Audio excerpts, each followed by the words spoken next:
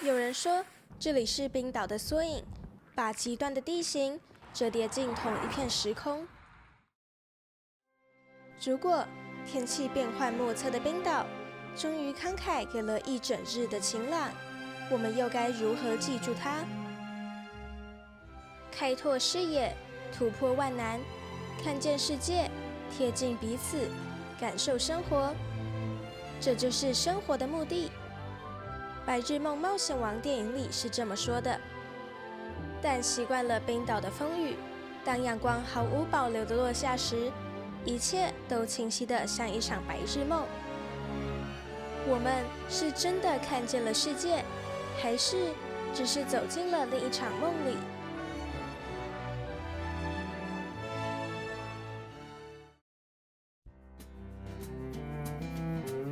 这天一早，冰岛竟然破天荒赏我们一点蓝天。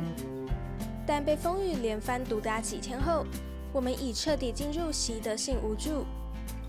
看到好天气的第一个反应，不是欢呼，而是互相警告，这可能是诈骗，千万别高兴得太早。带着既期待又怕受伤害的心情，我们开了2个多小时的车，终于抵达斯奈山半岛游客中心。里面其实没什么能看的，但一定得先上个付费洗手间。离开前记得去柜台拿张彩色地图，看看还有没有想去的地方。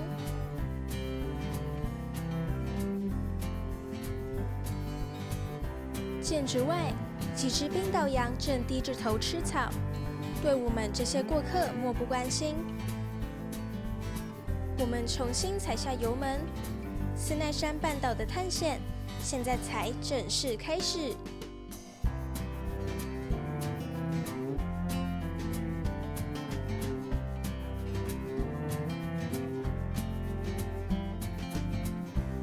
车子继续往前开，窗外的风景悄悄换了滤镜，让原本的翠绿染上神秘的红褐色。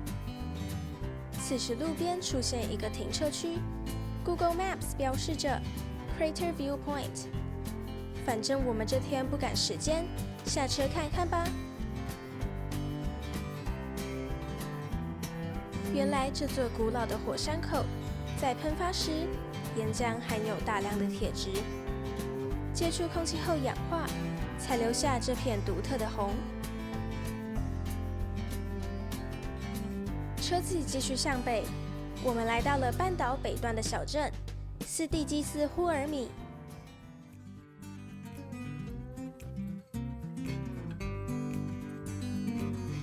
小镇紧邻布雷扎峡湾，周围散落星罗棋布的岛屿，以渔业闻名。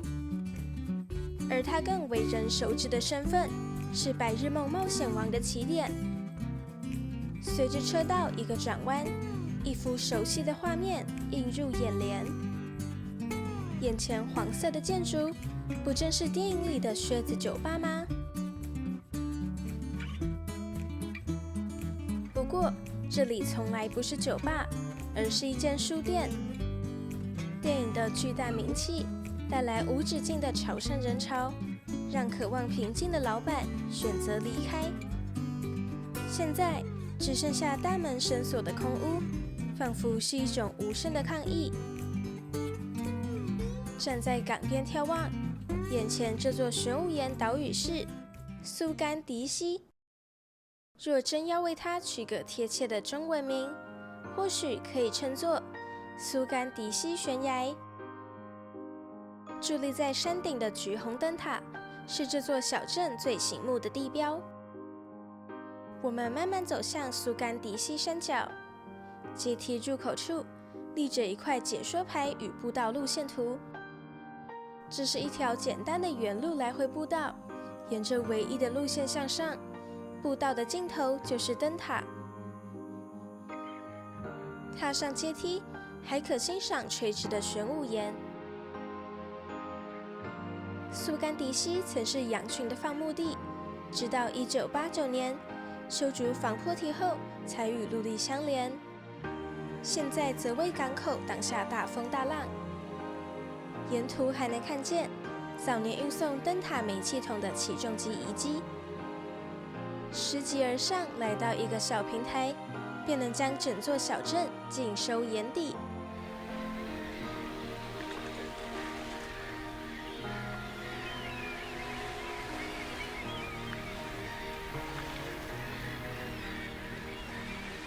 远方外形犹如展翅海鸟的教堂是路德教会。教堂由建筑师用 Hallat Song 设计，于1990年完工，位在小镇中央的小山丘。我们终于站上制高点，空地上立着可爱小巧的橘红灯塔。这座灯塔其实是1948年从其他地方搬迁过来的。它没有宏伟的姿态，却在过去大半个世纪里，成为这片海域最坚定的指引。把视线越过灯塔，向更远方延伸。布雷扎峡湾的海面洒满数不清的绿色小岛，像是掉在海面的小拼图，给人一种心胸开阔却又很平静的感觉。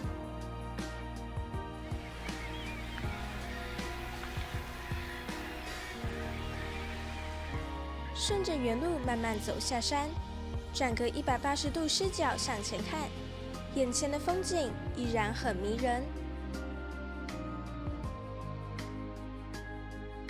回到山脚，正好遇见盛开的鲁冰花。趁着难得的好天气，我们稍微放慢车速，享受眼前迷人的公路。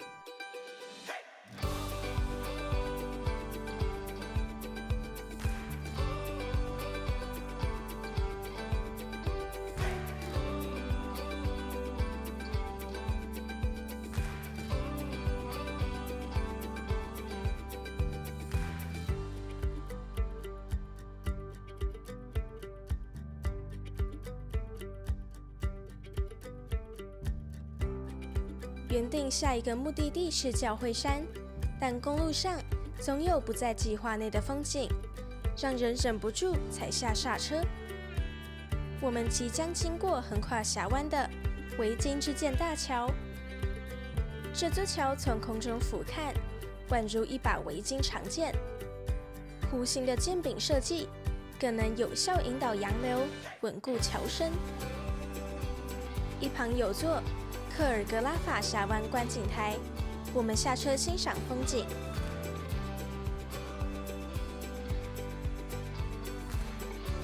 接着，我们将穿越一座峡湾小镇——格伦达菲厄泽。过了这片错落的房屋，冰岛最著名的教会山就要出现在我们眼前了。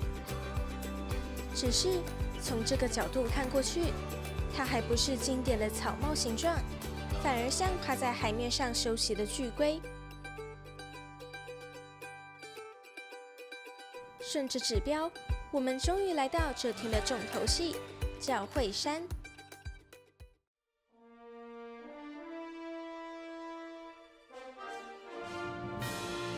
教会山海拔463公尺，因独特的锥形外观，配上山脚的教会山瀑布而闻名。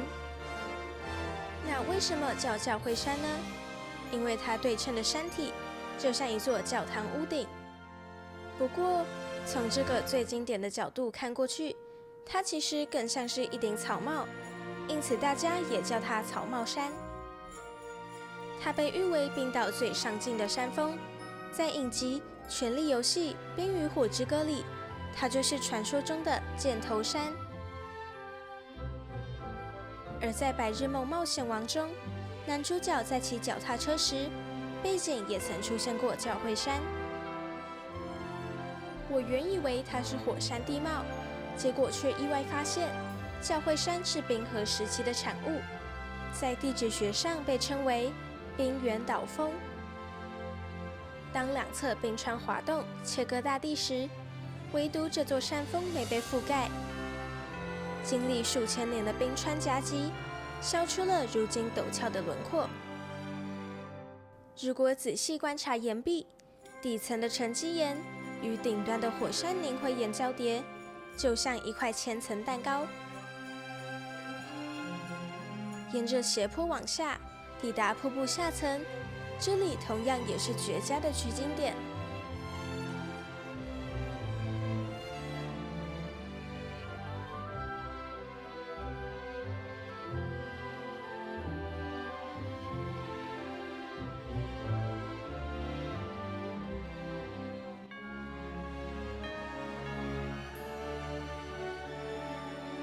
离开前，不知名的西边风景又吸住我们的目光。几只冰岛羊正悠闲地低头吃草，一旁开满毛茸茸的北极棉草，像极了不小心从天空掉落的小云朵。阳光、溪水、羊群，简直像童话故事里才有的画面。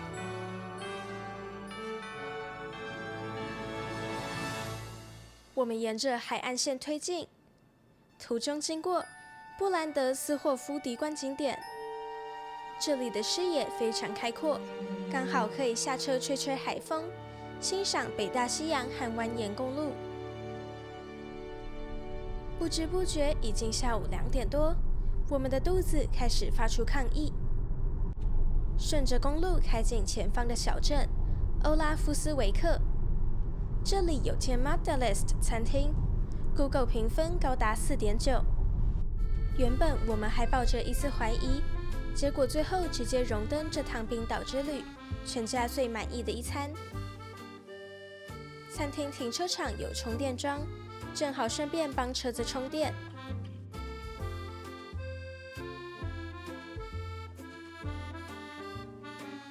这是菜单。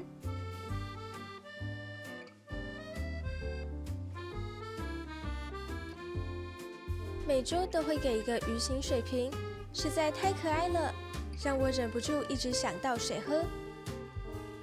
点菜后，先送上餐前面包，特制的滑顺抹酱瞬间唤醒我们的味蕾。接着是斯奈山海鲜汤，橙黄的海鲜高汤里吃得到满满真材实料的海鲜，再点缀一抹鲑鱼卵。搭配细致的酸香辣根泡沫，每一口都充满惊喜。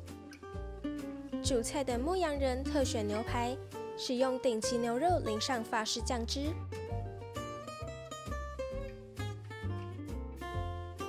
配菜也毫不逊色，有绵密的黑蒜马铃薯泥佐多蜜酱，多汁的大羊菇，还有层层叠叠的无筋。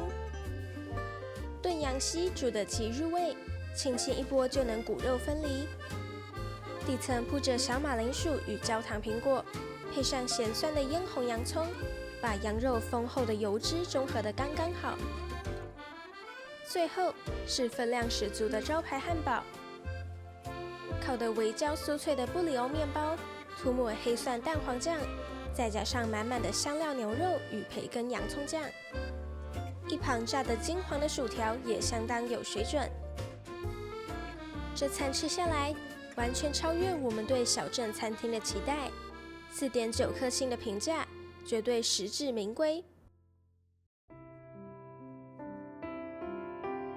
带着心满意足的胃，我们接下来要拜访斯奈山半岛北部山丘上的红屋顶教堂。远远就能看见鲜艳的红色屋顶与纯白墙身，这里就是传说中早期在眼科测视力时盯着看的红屋顶小房子真实版。红屋顶教堂建于1903年，是冰岛现存最古老的钢筋混凝土教堂，成功抵抗100年来的冰岛强风。同时，这里还有一个传说：1477年，航海家哥伦布曾在这里住过一阵子，为他日后发现美洲新大陆奠定了重要的基础。教堂外甚至还设了一座纪念碑。再往前一点有个景点，可以看古代渔获保存的遗址，但我们没打算停留，只是路口正好能眺望斯奈山半岛最高峰斯奈菲尔火山。沿着半岛边缘前进，公路旁出现了一座巨大的凸起——萨克斯霍尔火山口。远远就能看见一路盘旋到顶端的阶梯。不过，我们选择单纯欣赏，过门而不入。这座火山口诞生于3、4千年前，当时喷发的岩浆富含铁质，冷却堆积后接触到空气而氧化，才形成表面独特的红褐色。在半岛的尾端公路上，可以一直从不同角度欣赏斯奈菲尔火山。我特别喜欢这个光秃秃无植被的角度。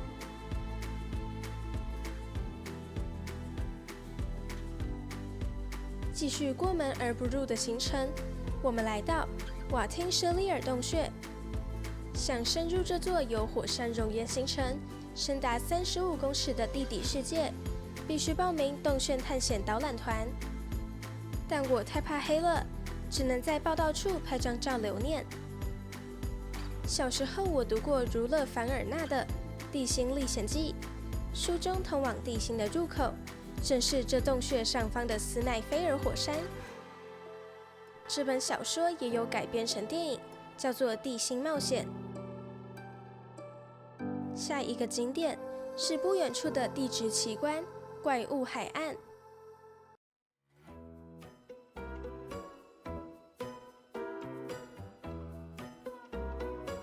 这里的步道分岔连接2个观景台，我们决定先往右。这是一片被火山熔岩接管的崎岖地带，而最震慑人心的是海岸边2座巨大玄武岩柱，它们就像2头暗黑巨兽，伫立在悬崖边，凝视着深邃的北大西洋。迎着强劲的海风向下俯瞰，在巨石峭壁间，竟有成群结队的海鸥在半空中盘旋穿梭。接着，我们退回到岔路口，前往左侧的观景台。其实两边看出去的风景大同小异，不过有趣的是，无论是左边还是右边，观景台上的人都默契十足的拿起手机录起漫天飞舞的海鸥群。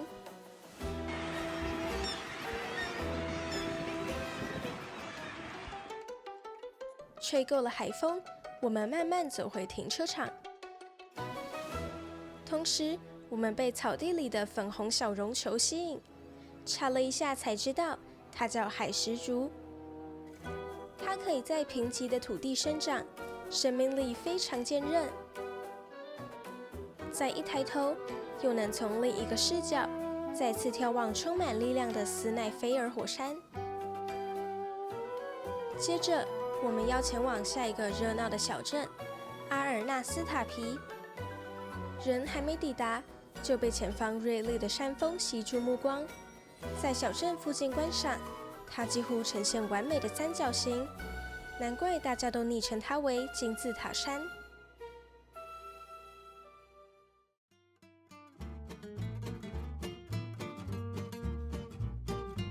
抵达后，最先迎接我们的是用大石块堆砌而成的巨人石像。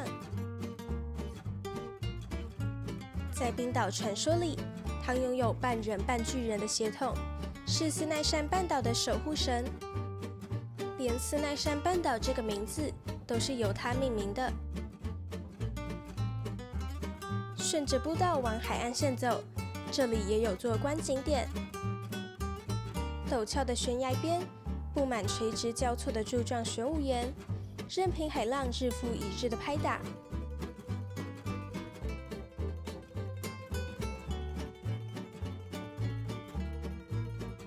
我们顺便在这里吃晚餐，随机选了一间 Stopping 餐厅。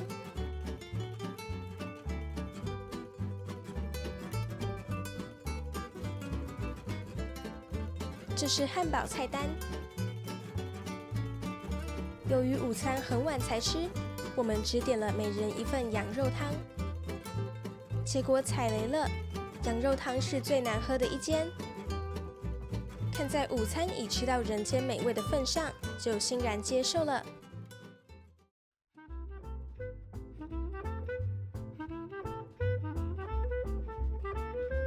时间来到傍晚6点多，前往饭店途中，我们决定再停靠最后一站——斯奈菲尔火山观景点。据说从这个视角望过去，最能欣赏它经典的样貌。这座海拔1446公尺的冰封火山，是整座半岛的最高峰。山顶常年被厚厚的冰川覆盖，这种冰火交融的极端特质，让它在冰岛人心中一直是充满灵性的圣地。最后，我们驶向这晚的落脚处 Hotel Budich。这间坐落在海湾旁、别具历史意义的饭店，曾是冰岛文人雅士的创作灵感设地。饭店于2025年才刚完成全新改装，让我们相当期待。趁爸爸排队 check in 时，我来参观一下1楼的大厅与 lounge 区。大厅摆设复古皮沙发，墙上挂满历史老照片。双面落地窗的 lounge 视野开阔明亮。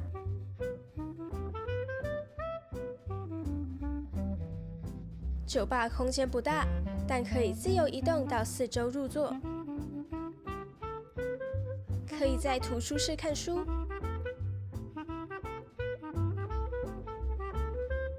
也可以在这区欣赏斯奈菲尔火山的画作。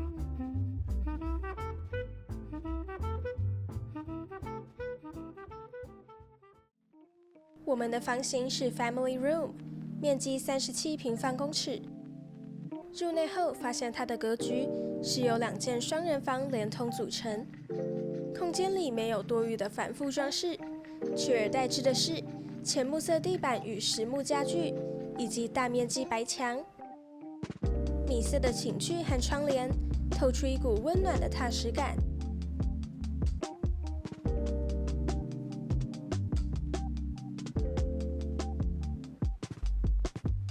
墙上挂着绣上饭店 logo、温暖厚实的浴袍。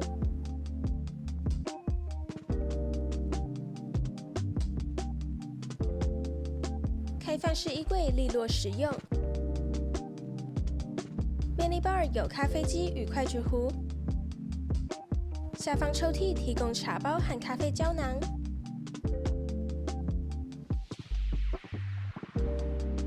浴室使用仿石纹的灰色瓷砖，搭配复古的铜质五金配件。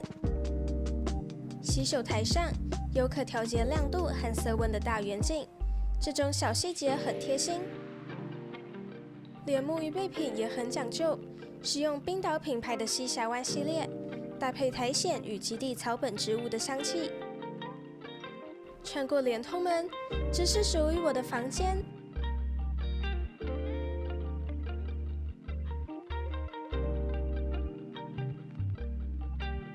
其实设备都一样，只是我没有户外阳台，但窗景还是很不错的。走出爸妈房间的小阳台，空气里满是清新的海风味道。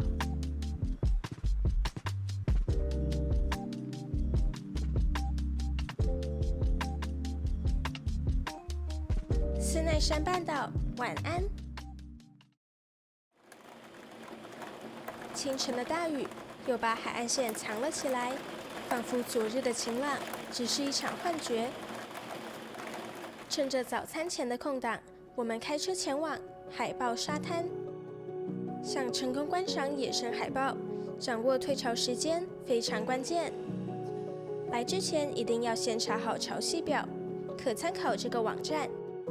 因为当礁岩大面积裸露时，就是海豹们最喜欢爬上石头晒太阳休息的时刻。从海豹头路标转进去，就是海豹沙滩了。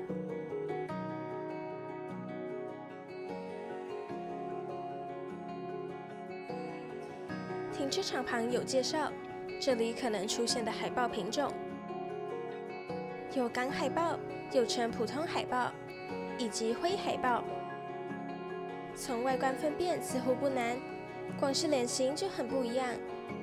但如果远距离观赏，我更推荐从行为来分辨。休息时把身体弯起来，呈现相交姿势的，通常是港海豹，而且每一只都会保持距离。灰海豹则喜欢挤在一起，并发出很吵的鬼叫。告示牌写着5到12月与海豹的最小距离是100公尺，我们有乖乖遵守哦。我迫不及待想知道海豹这天有没有来上班。虽然手机没办法拍得很近，但我用望远镜看其实很清楚哦。最后统计，总共看到12只海豹。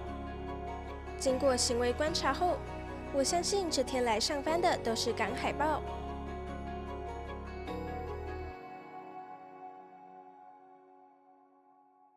回房稍作梳洗后，我们到饭店1楼餐厅吃早餐。早餐时段是7点到10点。进餐厅后才自由入座。来看看有哪些食物，有优格、牛奶、玉米片、果干、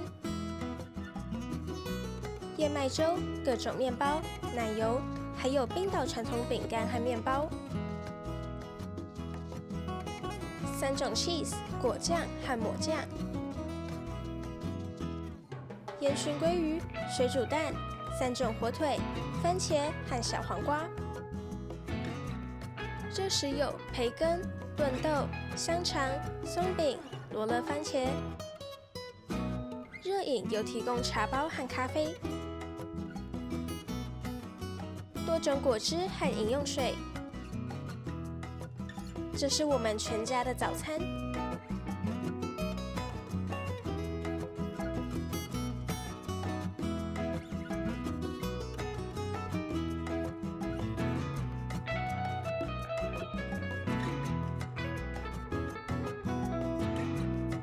check out 前，我们顶着小雨到饭店前方的沙滩散步。这一区属于布迪尔熔岩区，拥有冰岛少见的金色沙滩。